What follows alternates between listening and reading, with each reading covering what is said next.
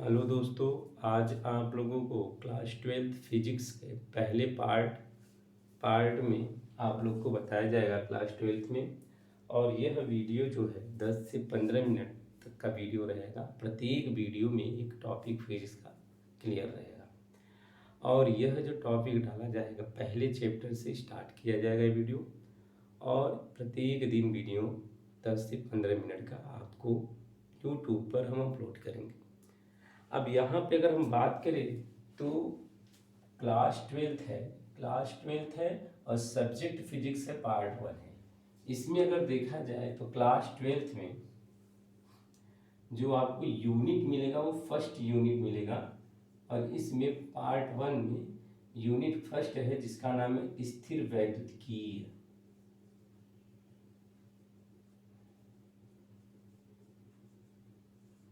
स्थिर वैद्युतिकीय नाम है। और ये स्थिर वैद्युतिकीय होता क्या है?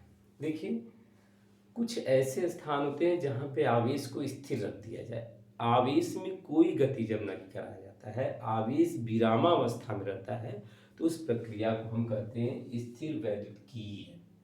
कौन स्थिर रहता है? आवेश। आवेश जब स्थिर रहेगा, स्थिर अर्थात विरामावस्था में जब रहेगा, तो इस क्रिया को स्थिर वैद्युतिकीय कहा जाता है। और यूनिट फर्स्ट का नाम ही स्थिर वैद्युतिकीय कहा जाता है।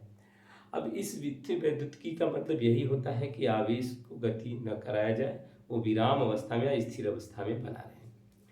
अब यहाँ पर बात किया जाए तो इसमें 2 चैप्टर आपको मिलेगा पढ़ने के लिए। पहला चैप्टर जो है आपको मिलेगा विद्युत आवेश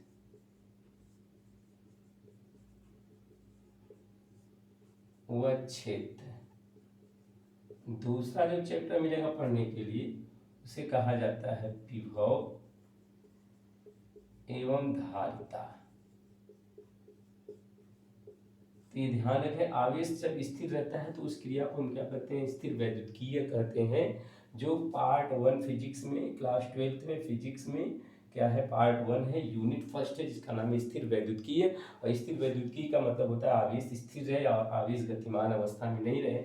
और इसमें 2 चैप्टर आपको मिलेगा स्थिर वैद्युतिकी यूनिट फर्स्ट में, एक वैद्युत आवेश व क्षेत्र और दूसरा विभव एवं धारिता। तो हम बात करते हैं इस चैप्टर का जो स्थिर वैद्युतिकी का पहला पार्ट है, जिसे हम लोग कहते हैं विद्युत आवेश एवं क्षेत्र।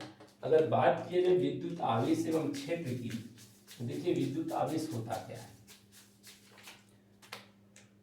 टॉपिक का नाम है विद्युत आवेश एवं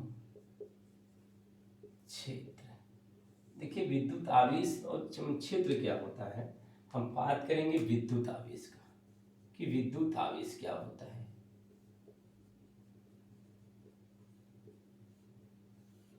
इसको इंग्लिश में कहा जाता है इलेक्ट्रिक चार्ज।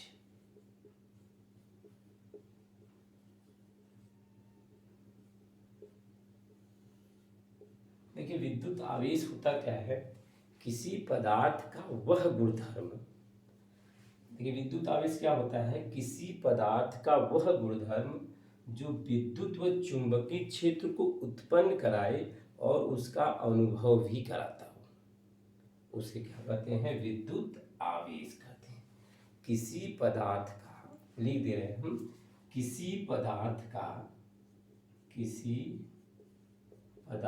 का वह गुणधर्म जो विद्युत व चुंबकीय क्षेत्र को उत्पन्न करता हो तथा उसका अनुभव भी कराता है।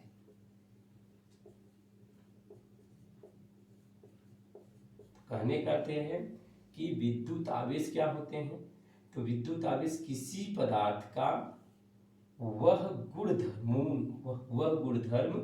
जो विद्युत व चुंबकीय क्षेत्र को उत्पन्न कराता हो तथा उसका क्या कराता हो, अनुभव भी कराता हो। तो इस क्रिया को हम क्या कहते हैं, विद्युत आवेश। और विद्युत आवेश को स्मॉल क्यू से प्रदर्शित किया जाता है। जो विद्युत आवेश होता है इसे स्मॉल क्यू से प्रदर्शित किया जाता है। और इस विद्युत आवेश की खोज जो किए थे, खोज किए थे थैलस मिलेटस नामक वैज्ञानिक ने।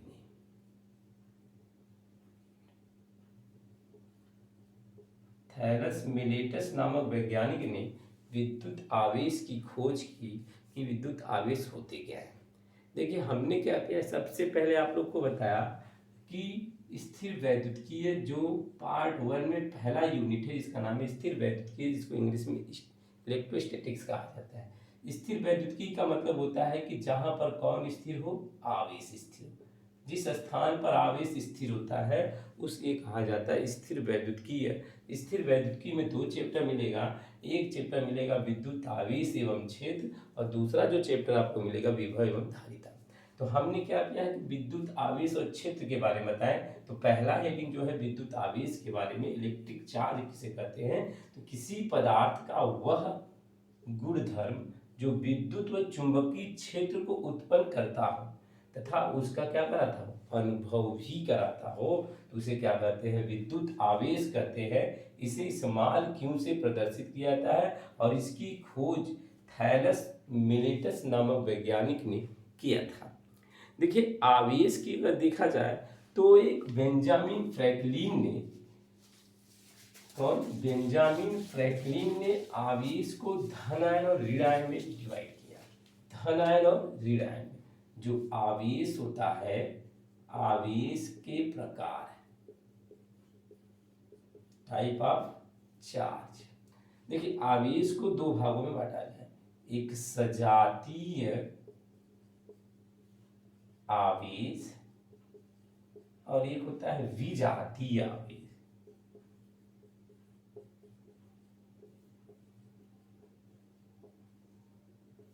देखिए सजातीय आवेश और विजातीय आवेश में अंतर क्या होता है कि आवेश को क्या किया गया, जो बेंजामिन फ्रैंकलिन थे उन्होंने क्या किया, आवेश को 2 भागों में बांट दिया। पहले आवेश को धनावेश कहा जाता है, दूसरे को क्या कहा जाता है, ऋणावेश। तो ये कौन सा आवेश है, धनावेश है, और दूसरा क्या है आपका, ऋणावेश है। ऋणावेश और धनावेश। देखिए सजातीय और विजातीय आवेश में क्या होता है, जब धन और धन आपस में जुड़ते हैं या धन और धन जब पाए जाते हैं तो उसे कहा जाता है सजातीय। जब धन और माइनस होते हैं तो उसे क्या कहा जाता है, विजातीय। अब ये ध्यान रख रहिए कि सजातीय आवेश किसे कहते हैं, जब आवेश बराबर हो या समान हो, अर्थात धन आयन है तो दूसरा भी धन आयन होता है, तो उसे क्या कहते हैं, सजातीय आवेश। और सजातीय आवेश में हमेशा क्या होता है, प्रतिकर्षण बल पाया जाता है। जबकि विजातीय आवेश में 2 विपरीत आवेश होते हैं, एक धन आयन और एक ऋण आयन होते हैं, तो उनके बीच आकर्षण बल पाया जाता है, इसलिए उसको क्या कहा जाता है, विजातीय आवेश। तो ये सजातीय आवेश के बारे में बताया गया। और ये क्या किया गया, विजातीय आवेश किसे कहते हैं ये भी बता दिया गया। अब आवेश में ये कहा गया कि जो आवेश होती है, आवेश के प्रकार बता दीजिए, विद्युत आवेश किसे कहते हैं इसके बारे में बता दिया गया। अब आवेश में धनायन और ऋणायन होते क्या है। अब मान लीजिए कोई भी एलिमेंट सोडियम है, मान लीजिए 11 होता है, और एक एलिमेंट क्या है 17 है जिसका नाम क्लोरीन है। इसका जब इलेक्ट्रॉनिक कॉन्फ़िगरेशन करेंगे तो 8 1 होगा, और इसका करेंगे तो 2 8 7 होगा।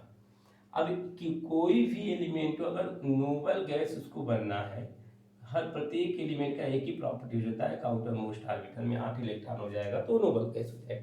तो यहाँ अगर देखा जाए तो इस सोडियम में 8 अंतिम इलेक्ट्रॉन में 8 बनाने के लिए 7 इलेक्ट्रॉन चाहिए, जबकि क्लोरीन में 8 बनाने के लिए अंतिम में 1 इलेक्ट्रॉन चाहिए।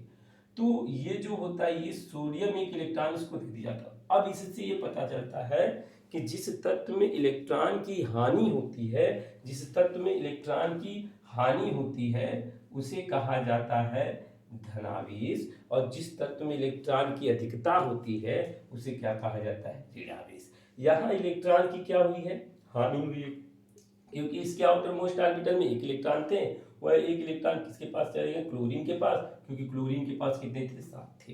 तो जब ये एक इलेक्ट्रॉन दिया तो इसके पास एक इलेक्ट्रॉन की कमी होगी, तो इसे कहा जाता है एक तरीके से धनावेश, और जब इसके पास एक इलेक्ट्रॉन की अधिकता होगी तो इसे क्या कहा जाता है, ऋणावेश।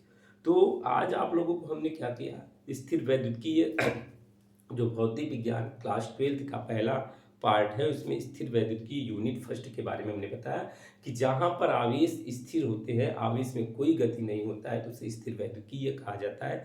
स्थिर वैद्युतीय में 2 पार्ट होते हैं, एक पार्ट आप लोग को विद्युत आवेश एवं क्षेत्र मिलेगा पढ़ने के लिए, दूसरा पार्ट जो होगा विभव एवं धारिता होता है। विद्युत आवेश और विद्युत क्षेत्र के बारे में हम टॉपिक चर्चा कर रहे थे। विद्युत आवेश किसे कहते हैं, किसी पदार्थ का वह गुणधर्म जो विद्युत व चुंबकीय क्षेत्र को उत्पन्न कराता हो और उसका अनुभव भी कराता हो, तो उसे क्या कहते हैं, विद्युत आवेश कहते हैं। और विद्युत आवेश को 2 भागों में डिवाइड किया गया, धन आवेश और ऋण आवेश।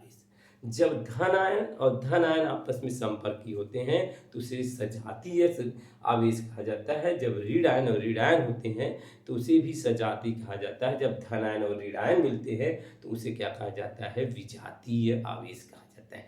आवेश को स्मॉल क्यू से प्रदर्शित किया जाता है, और एनसीईआरटी की बुक में जाएंगे तो कैपिटल क्यू दे देता है। और आवेश की जो अगर देखा जाए मात्रक होता है तो कूलॉम होता है, और आवेश की खोज थैलस मिलेटस नामक वैज्ञानिक ने किया था, और आवेश को 2 भागों में बांटने वाला वैज्ञानिक जो था उसे क्या कहा जाता है, बेंजामिन फ्रैंकलिन कहा जाता है।